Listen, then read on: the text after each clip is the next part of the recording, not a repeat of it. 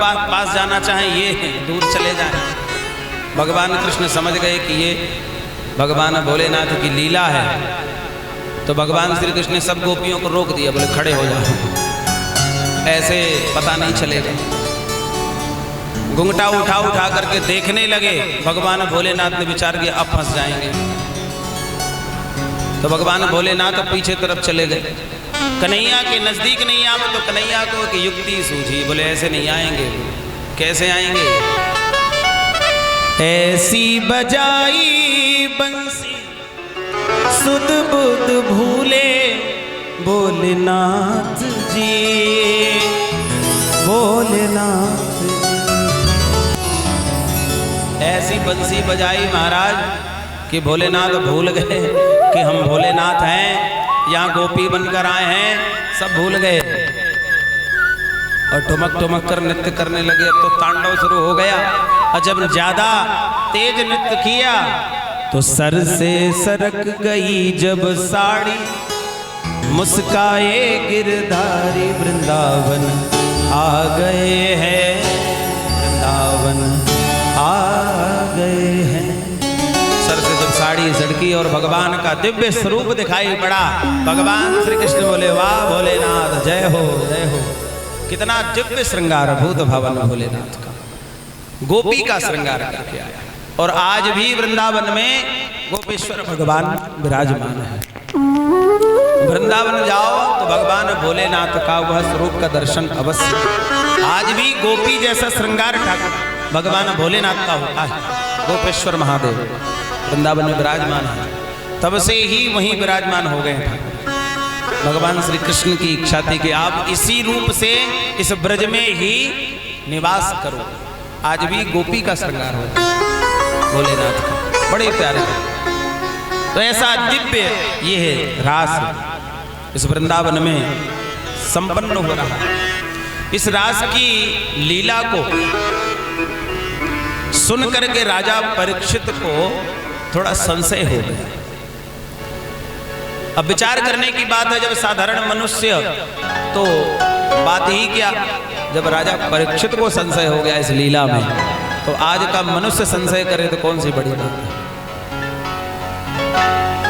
राजा परीक्षित कहते हैं ये धर्म की स्थापना के लिए भगवान अवतरित होते हैं और इस प्रकार का नृत्य करना ये भगवान के लिए शोभा देता है।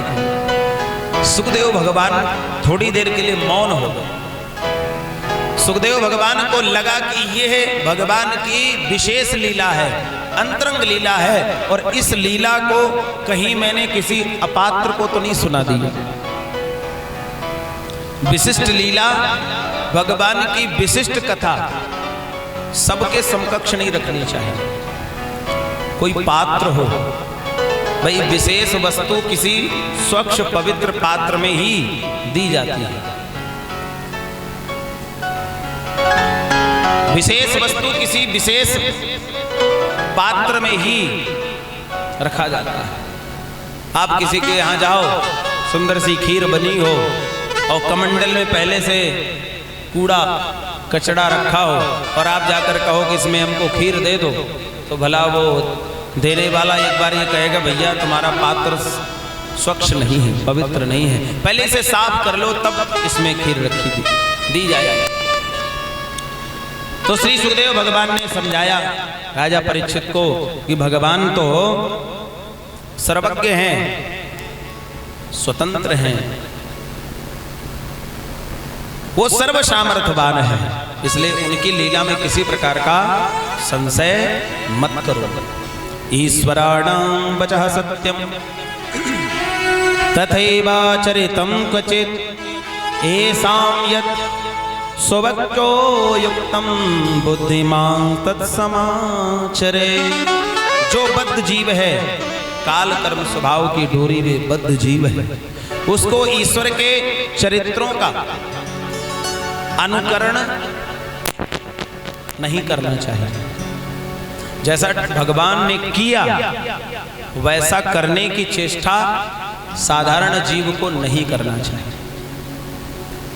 भगवान ने जो कहा है वैसा करो, भगवान ने जो किया है वैसा तो नहीं कर पाओगे।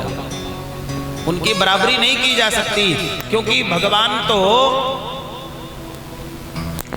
7 कोस के पर्वत को 7 दिन तक एक अपनी ही बाएं हाथ की कन्नी उंगली में धारण करके रख सकते हैं।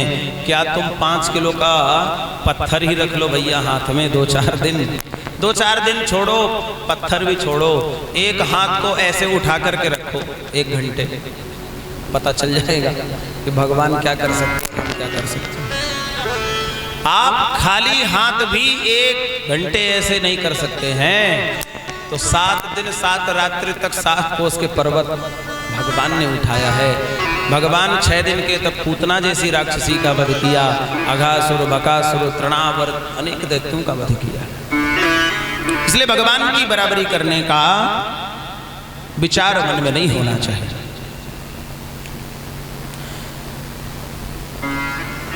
श्री सुखदेव भगवान राजा परीक्षित को समझाते हैं कि भगवान में संशय नहीं करना चाहिए। आगे श्री सुखदेव भगवान वर्णन करते हैं, शंखचूर्ण दैत्य का उद्धार भगवान ने किया, केसी दैत्य का भगवान ने उद्धार किया। केसी घाट में, जो वृंदावन में आज भी केसी घाट नाम से स्थान है। इसके बाद श्री सुखदेव भगवान वर्णन करते हैं, नारद जी महाराज कंस के पास गए और कंस से जाकर के कहा, सुनो, तुम जिस को मारने के लिए इतने दैत्य भेजते हो ना, वो ऐसे आने वाला नहीं है। क्या करें? बोले दैत्य भेजोगे तो वो नहीं आएगा, फिर बोले किसी भक्त को भेजो तब वो आएंगे। कितना सुंदर संकेत है। भगवान को बुलाना है तो अपने हृदय में भक्ति लाओ, तब भगवान आएंगे।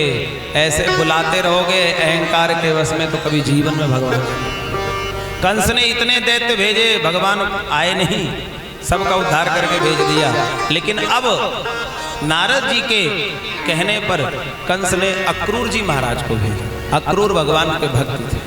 बोले भगवान तभी आएंगे जब किसी भक्त से बुलावा भेजोगे। अक्रूर जी महाराज को बुलाया गया। अक्रूर जी से कहा कि आप जाओ, मथुरा में मेले का आयोजन होगा, उसमें बुला करके दोनों बालकों को लाओ और यहाँ अपने सामने अनेक प्रकार के आयोजन किए, जिससे कहीं ना कहीं मारने की मनसा, यहाँ बुला करके तो अपने राज्य में बुला करके दोनों बालकों को शीघ्र समाप्त कर दे। महाराज अक्रूर जी महाराज ने पहले तो मना किया, लेकिन इसने कहा अगर तुम हमारी बात नहीं मानोगे तो तुमको मृत्यु दंड दिया जाए। तब महाराज अक्रूर जी ने विचार किया, इस दुष्ट के हाथ से मरने से अच्छा है भगवत दर्शन हो जाए। इसलिए अक्रूर जी चल दिए। लेकिन आज मन में विचार करते जाते हैं कि आज भगवत दर्शन होगा, गोविंद का मुझे दीदार होगा, और भाव समाधि लग गई। चले थे सुबह मथुरा से वृंदावन के लिए, बहुत थोड़ी दूरी है, 15 किलोमीटर की दूरी है वृंदावन से मथुरा, पर प्रातः कालीन चले तो संध्या हो गई। क्यों? भाव समाधि लग गई, भगवान का चिंतन करते हुए जा रहे हैं।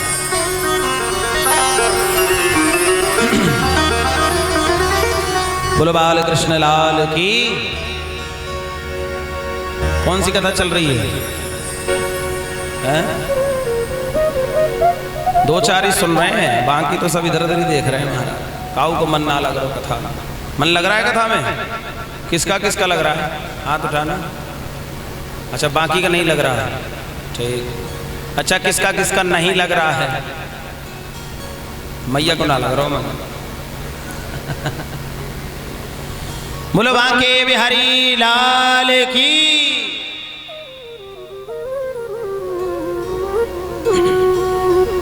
गोविंद मेरो है, गोपाल मेरो है, गोविंद मेरो है, गोपाल मेरो है।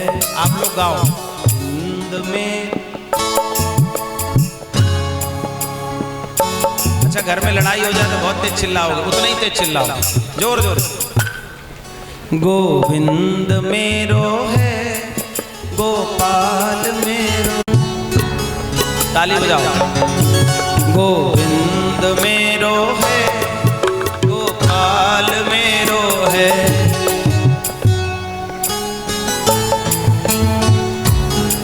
आप लोग गाते बहुत अच्छा हो, हम सुनते हैं। आप लोग जब कीर्तन करते हो ना, हाँ, सब लोग बहुत अच्छा गाते हो। अभी क्यों शर्म आ रही है? शर्म आ रही है क्या तुम लोगों को? शर्म लग रही गाने में? शर्माओ, जोर से गाओ। भगवान के सामने शर्म नहीं करना चाहिए। दुनिया के सामने शर्म करो, भगवान के सामने नहीं। गोविंद मेरो है, गोपाल मेरो है। गोविंद मेरो है, गोपाल मेरो है। श्री बांके बिहारी नंदलाल मेरो है। श्री बांके बिहारी नंदलाल मेरो है। श्री बांके बिहारी नंदलाल मेरो है। श्री बांके बिहारी नंदलाल मेरो है। गोविंद मेरो है, गोपाल मेरो है। गोविंद मेरो है, गोपाल मेरो है। श्री बांके बिहारी नंदलाल मेरो है। श्री बांके बिहारी नंदलाल मेरो है।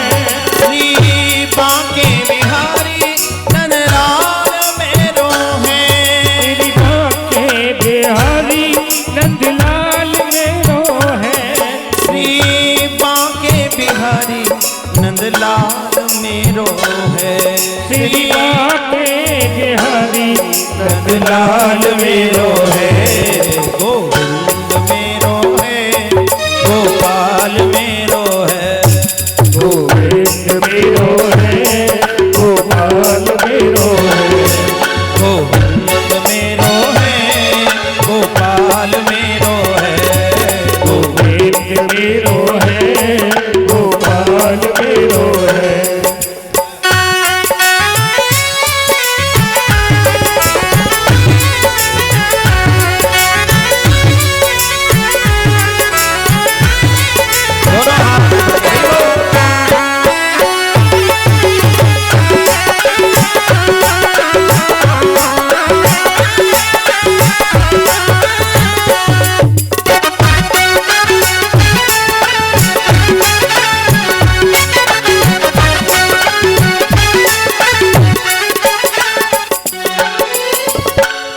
श्री यशोदा को छैया नंदलाल मेरो है। श्री यशोदा को छैया नंदलाल मेरो है। श्री यशोदा को छैया नंदलाल मेरो है। श्री यशोदा को छैया नंदलाल मेरो है। बलदाऊ जी को भैया गोपाल मेरो है। बलदाऊ जी को भैया नंदलाल मेरो है। बलदाऊ जी को भैया गोपाल मेरो है। बलदाऊ जी को भैया नंदलाल मेरो है। श्री यशोदा को छैया नंदलाल मेरो है। श्री यशोदा को छैया नंदलाल मेरो है।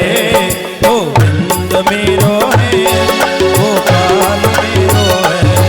गोविंद मेरो है, गोपाल मेरो है। गोविंद मेरो है,